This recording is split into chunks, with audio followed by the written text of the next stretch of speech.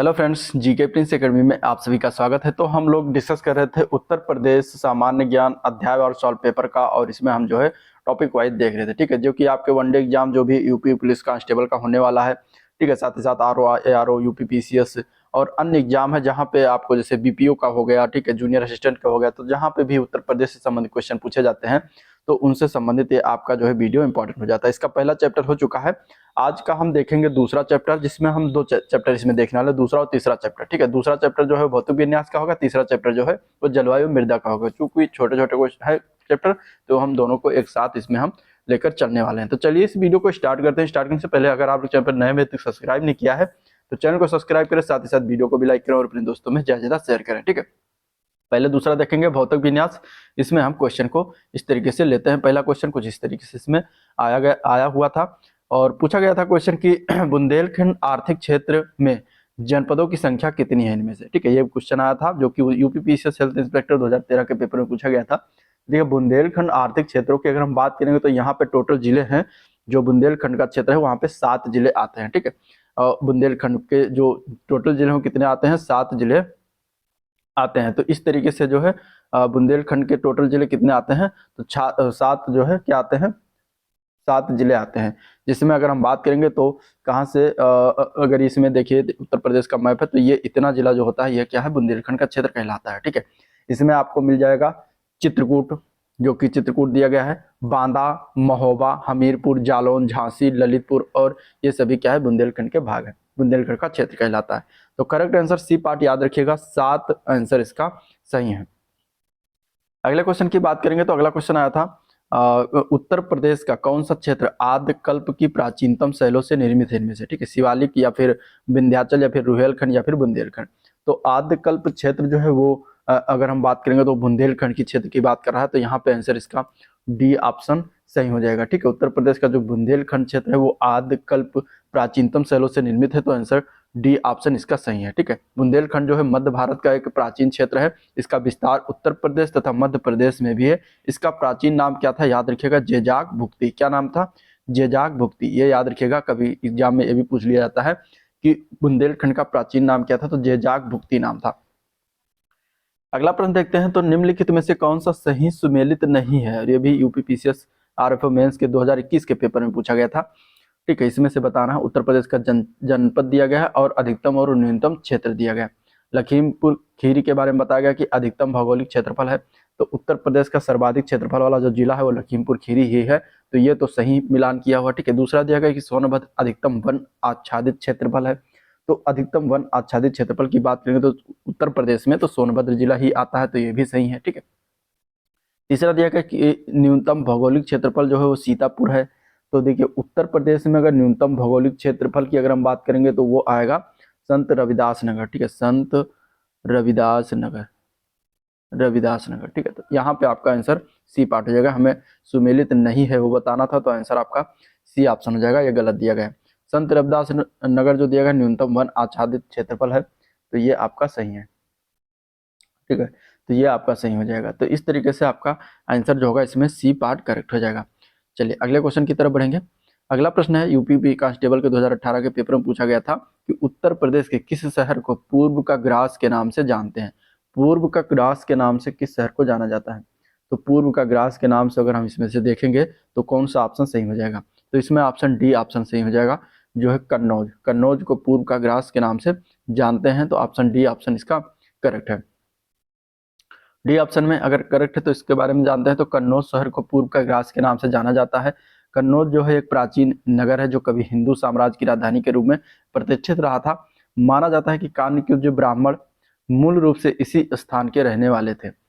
सम्राट हर्षवर्धन के शासनकाल में कन्नौज अपने चरमोत्कर्ष पर पहुंच गया था। वर्तमान में यह नगर गुलाब जल, इत्र व अन्य सुगंधित पदार्थ बनाने के लिए जो है फेमस है, प्रसिद्ध है। वर्तमान में कन्नौज शहर अपने इत्र व्यवसाय के अलावा तंबाकू के व्यापार के लिए भी मशहूर है। यहाँ मुख्य रूप से कन्नौजी भाषा बोली जाती है। वहाँ पे कौन सी भाषा बोली जाती है, तो कन्नौजी भाषा बोली जाती है, याद रखिएगा। अगला क्वेश्चन भी कांस्टेबल में पूछा गया था कि उत्तर प्रदेश का निम्नलिखित में से कौन सा जिला बुंदेलखंड क्षेत्र का हिस्सा है। इनमें से बुंदेलखंड क्षेत्र का कौन सा इसमें से जिला हिस्सा है। देखिए अभी ऊपर बताया बुंदेलखंड क्षेत्र में जो है 7 जिले आते हैं, इसमें से कौन सा वो हो जाएगा इन चारों में से, क्या इसका राइट आंसर हो जाएगा बताइए। तो इसका अगर हम आंसर की बात करेंगे तो सी ऑप्शन करेक्ट है, ठीक है, सी ऑप्शन इसका करेक्ट है। महोबा जो है वो बुंदेलखंड क्षेत्र का हिस्सा है, तो आंसर सी ऑप्शन इसका राइट हो जाएगा, ठीक है। उत्तर प्रदेश का जो महोबा जिला है वो बुंदेलखंड क्षेत्र के अंतर्गत आता है, और बुंदेलखंड भारत के उस भूखंड का नाम है जो यमुना नदी उत्तर में, दक्षिण में विंध्य पर्वत श्रृंखला में, पूर्व में टॉन्स नदी और पश्चिम में बेतवा नदी स्थित है। ये बुंदेलखंड के चारों ओर इस तरीके से इसकी स्थिति है। और शामिल जिले बुंदेलखंड में तो झांसी, बांदा, ललितपुर, हमीरपुर, जालौन, महोबा, चित्रकूट आते हैं। तो जिलों के नाम जरूर याद रखिएगा, जिससे इस तरीके से भी पूछा गया तो इस तरीके से पूछ सकते हैं। इन 7 जिलों के नाम आपको रटा होना चाहिए। अगले क्वेश्चन की तरफ बढ़ेंगे तो सूचियों को मिलान करना। हिमालय की चोटियां दी गई हैं और राज्य दिया गया है। नंगा पर्वत किस किस राज्य में है, नंदा देवी किस राज्य में है, और कंचनजंगा किस राज्य में है, इस तरीके से दिया गया है, यहाँ पे मिलान करना है। तो नंगा पर्वत जो है ये स्थित है जम्मू कश्मीर राज्य में, तो ए का पहला हो जाएगा। नंदा देवी किस राज्य में है, तो नंदा देवी जो है ये आपका पड़ेगा उत्तराखंड में, ठीक है। और कंचनजंगा पर्वत चोटी जो है ये सिक्किम राज्य में पड़ता है। तो यहाँ पे इस तरीके से ये हो जाएगा आंसर, इसका आपका क्या हो जाएगा आंसर, इसमें देखेंगे तो बी पार्ट करेक्ट हो जाएगा।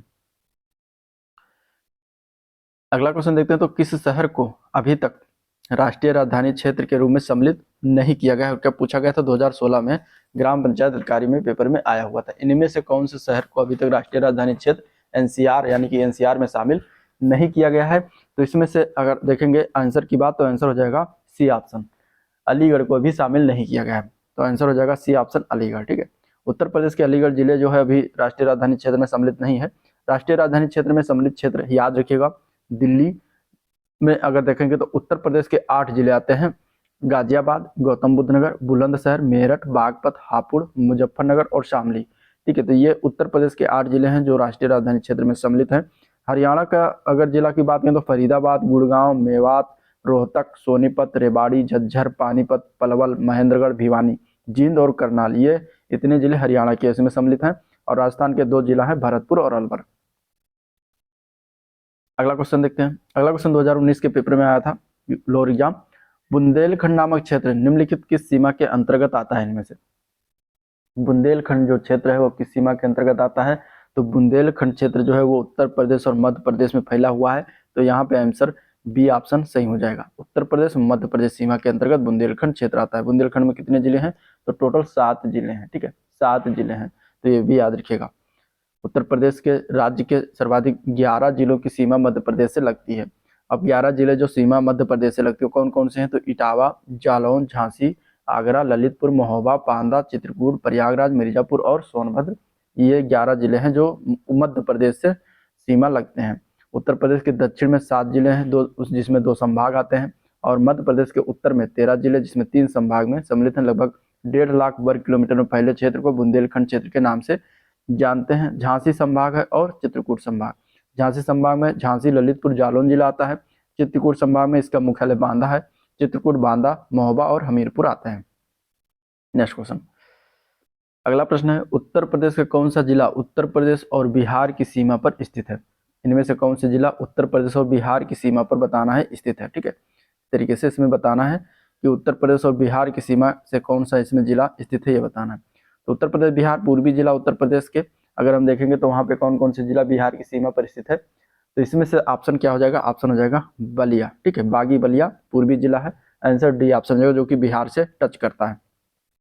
अब कितने जो है जिले बिहार से टच करते हैं, तो देखिए उत्तर प्रदेश सीमा की अगर देखा जाए तो 9 जिले, जिसमें से 8 राज्य और 1 केंद्र शासित प्रदेश, जो कि होता है ये राज्यों के साथ लगती है, यानी कि टोटल अगर देखा जाए तो 9 राज्यों से लगती है। और उसमें से देखा जाए तो राजस्थान, मध्य प्रदेश, छत्तीसगढ़, झारखंड, बिहार, उत्तराखंड, हिमाचल प्रदेश, हरियाणा और 1 केंद्र शासित प्रदेश दिल्ली है। तो इतने राज्यों से टच होती है। और बिहार राज्य की सीमा जो उत्तर प्रदेश के 7 जिलों से टच होती है। 7 जिला दक्षिण से उत्तर जाएंगे, मतलब नीचे से ऊपर की तरफ जब जाएंगे तो उसमें से सोनभद्र सबसे पहले यहाँ पे हो जाएगा, फिर चंदौली आ जाएगा, फिर गाजीपुर है, फिर बलिया, फिर देवरिया, फिर कुशीनगर, फिर और इसके ऊपर महाराजगंज। इस तरीके से ये 7 जिले जो है बिहार से टच करते हैं। उत्तर प्रदेश का सबसे पूर्वी जिला का नाम बलिया है और पश्चिमी जिला सबसे शामली है, ठीक है। सबसे पूर्वी जिला बलिया, सबसे पश्चिमी जिला शामली। अगला प्रश्न है, निम्नलिखित में से कौन सा देश उत्तर प्रदेश राज्य के साथ एक अंतर्राष्ट्रीय सीमा साझा करता है। तो उत्तर प्रदेश के साथ एक अंतर्राष्ट्रीय सीमा साझा कौन सा देश करता है, तो वो देश का नाम क्या है, तो वो देश का नाम है नेपाल। ठीक है, क्या नाम है, नेपाल। इधर नेपाल सीमा साझा करता है, तो यहाँ पे आंसर बी ऑप्शन इसका राइट हो जाएगा, बी ऑप्शन इसका करेक्ट हो जाएगा। और उत्तर प्रदेश का 7 जिला जो है वो नेपाल से टच करता है, उसमें पीलीभीत, लखीमपुर खीरी, बहराइच, श्रावस्ती, बलरामपुर, सिद्धार्थनगर, महाराजगंज, ये 7 राज्य जो है क्या है, नेपाल सिटी सीमा जो है टच करते हैं। नेक्स्ट क्वेश्चन देखते हैं। तो उत्तर प्रदेश का निम्नलिखित में से कौन सा जिला इस राज्य के अन्य जिलों से घिरा हुआ है, यानी कि किसी भी अन्य राज्य या देश के साथ सीमा साझा नहीं करता है, इनमें से कौन सा हो जाएगा, तो इसका आंसर हो जाएगा सी पार्ट, हरदोई। ठीक है, हरदोई इसका राइट आंसर हो जाएगा। ठीक है, हरदोई जिला जो है इनमें से किसी अन्य राज्य या देश के साथ सीमा साझा नहीं करता। हरदोई के पूर्व में सीतापुर स्थित है, पश्चिम में फर्रुखाबाद है, उत्तर में लखीमपुर खीरी है, शाहजहांपुर है, और दक्षिण में उन्नाव और लखनऊ जिलों से घिरा हुआ है।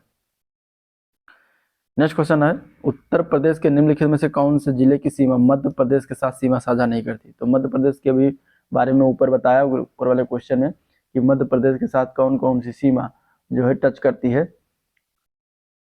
तो टोटल कितने जिले हैं, तो 11 जिले हैं जो टच करते हैं। ठीक है, तो यहाँ पे अगर देखा जाए तो इसमें से कौन सा आंसर हो जाएगा, तो वो हो जाएगा अलीगढ़। अलीगढ़ जो है मध्य प्रदेश से टच नहीं करता, तो यहाँ पे आंसर डी ऑप्शन हो जाएगा। ठीक है, उत्तर प्रदेश का प्रयागराज, मिर्जापुर, आगरा, इटावा, झांसी, ललितपुर, बांदा, चित्रकूट, सोनभद्र, जालौन आदि जिले मध्य प्रदेश राज्य के साथ सीमा साझा करते हैं, जबकि उत्तर प्रदेश का अलीगढ़, सहारनपुर, शामली, गौतम बुद्ध नगर, मथुरा, बागपत, ये सभी जिले हरियाणा राज्य के साथ सीमा साझा करते हैं। नेक्स्ट क्वेश्चन, अगला प्रश्न है, उत्तर प्रदेश की भौगोलिक सीमा सर्वाधिक राज्यों को स्पर्श करती है, निम्नलिखित में से कौन सा राज्य इनमें से शामिल नहीं है। ठीक है, उत्तर प्रदेश की भौगोलिक सीमा सर्वाधिक राज्यों को स्पर्श करती है, और इनमें से कौन सा राज्य वो नहीं है जिससे उत्तर प्रदेश की सीमा लगती है, इनमें से कौन सा राज्य नहीं होगा, ये बताना है। तो यहाँ पे आंसर क्या होगा, आंसर इसका हो जाएगा बी पार्ट, ओडिशा। ओडिशा राज्य से टच नहीं करता उत्तर प्रदेश की सीमा। तो उत्तर प्रदेश इधर उत्तरी भारत में स्थित है, और ओडिशा इधर पूर्वी समुद्री किनारे यहाँ पर स्थित है।